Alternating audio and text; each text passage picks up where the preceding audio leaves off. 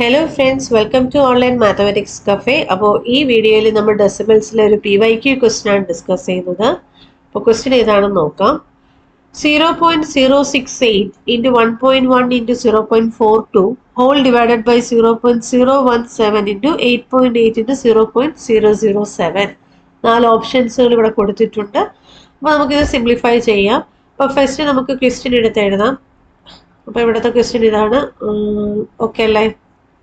ഇനി നമുക്കിത് എങ്ങനെ സോൾവ് ചെയ്യാം? ആദ്യം നിങ്ങൾ ചെയ്യേണ്ടത് ന്യൂമറേറ്ററിലും ഡിനോമിനേറ്ററിലും പോയിന്റ് ഡെസിമൽ നമ്പേഴ്സ് തന്നിരിക്കുന്നത്. അപ്പോൾ പോയിന്റ് ഇല്ലാതെ നമ്മൾ എന്ത് ചെയ്യുക? നമ്പേഴ്സിനെ എടുത്ത് എഴുതുക. അപ്പോൾ ഇവിടെ നോക്കിക്കേ, ആദ്യം 0.068 ആണ്. പോയിന്റ് ഇല്ലെങ്കിൽ അത് ഏത് നമ്പർ ആയിരിക്കും?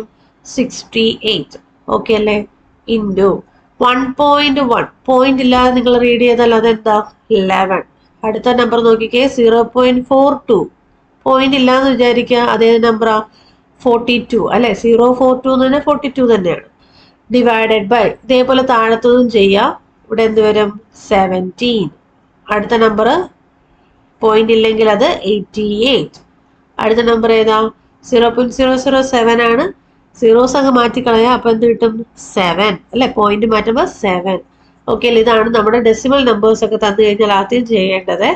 അപ്പൊ അത് കഴിഞ്ഞിട്ട് ഇനി ചെയ്യേണ്ട കാര്യം ഡെസിമൽ പ്ലേസസ് കൗണ്ട് ചെയ്യുക എന്നുള്ളതാണ്. ഓക്കെ, അപ്പൊ ന്യൂമറേറ്ററിൽ എത്ര ഡെസിമൽ പ്ലേസ് ഉണ്ടെന്ന് കൗണ്ട് ചെയ്യുക. 1 2 3 4 5 6 എത്രയുണ്ട്? 6 ഡെസിമൽ പ്ലേസസ് ഉണ്ട്. ഇതേപോലെ താഴെ നോക്കിക്കേ, കൗണ്ട് ചെയ്തേ.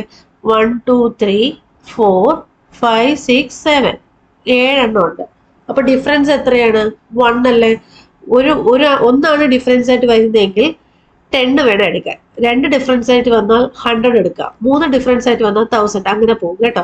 അപ്പൊ ഇവിടെ 1 ഡിഫറൻസ്. അപ്പൊ ഒരു 0 ഉള്ള 10ന്റെ പവർ എന്ന് പറഞ്ഞാൽ 10 തന്നെയാണ്. ഇനി ആ 10 എവിടെ എഴുതും? ന്യൂമറേറ്ററിൽ കൊടുക്കുമോ അതോ ഡിനോമിനേറ്ററിലാണോ കൊടുക്കേണ്ടത്? ഇതിൽ എവിടെയെങ്കിലും ഒരിടത്തെ കൊടുക്കാവോ? അപ്പൊ ഇത് എവിടെ കൊടുക്കും എന്നുള്ളത് എന്താണ്? എങ്ങനെ കണ്ടുപിടിക്കും? ഏറ്റവും ചെറിയ വാല്യൂ ഏതാണെന്ന് നോക്കുക. ചെറിയ ഡെസിമൽ പ്ലേസസ് ഉള്ളത് എവിടെയാണ്? കൗണ്ട് ചെയ്തപ്പോൾ ചെറിയ വാല്യൂ കിട്ടിയത് ന്യൂമറേറ്ററിലാണ് അല്ലെ? അപ്പൊ അവിടെ വേണം നമ്മൾ എന്ത് ചെയ്യാൻ? 10 ഇട്ട് കൊടുക്കാനായിട്ട്. മാറിപ്പോകരുത്. ഓക്കെ അല്ലേ? അപ്പോൾ ഇത്രയും ചെയ്ത് കഴിഞ്ഞാൽ സാധാരണ 2 നമ്പേഴ്സിന്റെ ഡിവിഷൻ ആണ് വന്നിരിക്കുന്നത് അല്ലെ? ക്യാൻസലേഷൻ മെത്തേഡ് ഒക്കെ അപ്ലൈ ചെയ്ത് നമുക്ക് ഇനി സോൾവ് ചെയ്ത് കഴിഞ്ഞാൽ ഉത്തരം കിട്ടും. ഓക്കെ, അപ്പൊ നമുക്കിത് ക്യാൻസലേഷൻ മെത്തേഡ് അപ്ലൈ ചെയ്ത് നോക്കാം. അപ്പോൾ ഇവിടെ നമുക്ക് കട്ട് ചെയ്യാൻ പറ്റുന്നത് 11ഉം 88ഉം കണ്ടപാടെ നമുക്ക് കട്ട് ചെയ്യാം അല്ലെ? 11 into 8 ആണ് 88. എന്ത് ചെയ്യുക? വലിയ നമ്പറിന്റെ അവിടെ കൊണ്ട് ആൻസർ എഴുതുക. ഇനി 42 7 നമുക്ക് അറിയാം. 7ന്റെ ടേബിൾ 42 ഉണ്ട്. എത്ര ടൈംസാ? 6 ടൈംസ്. വലിയ നമ്പറിന്റെ അവിടെ വേണം 6 എഴുതാൻ. 42ന്റെ അവിടെ 6 എഴുതി. ഇനി കട്ട് ചെയ്ത് പോകാൻ പറ്റുന്നത് 17 into 4 ആണ് 68. ഓക്കെ ഓക്കെ, അപ്പം 17 into 4 ആണ് 68. അപ്പൊ ഇവിടെ എന്ത് എഴുതുക? 4 എഴുതാം. അപ്പൊ 4ഉം 8ഉം നമുക്ക് വീണ്ടും ക്യാൻസൽ ചെയ്യാലോ. 4ഉം 8ഉം എത്ര ടൈംസാ? 2 ടൈംസ്. ആ 2 എവിടെ എഴുതണം? താഴെ 8ന്റെ അവിടെ വേണം എഴുതാൻ. ഇനി ക്യാൻസലേഷൻ ചെയ്യാം. ഇനി 2ഉം നമുക്ക് 6ഉം വേണമെങ്കിൽ കട്ട് ചെയ്യാം, അല്ലെങ്കിൽ 2ഉം 10ഉം കട്ട് ചെയ്യാം. അല്ലെങ്കിൽ ഒന്നേ കട്ട് ചെയ്യാവൂ. അപ്പൊ ഞാൻ 2ഉം 6ഉം കട്ട് ചെയ്യുന്നു. അപ്പൊ എത്ര കിട്ടും? 3 എന്ന് കിട്ടും. 3 into 10 എത്രയാണ്?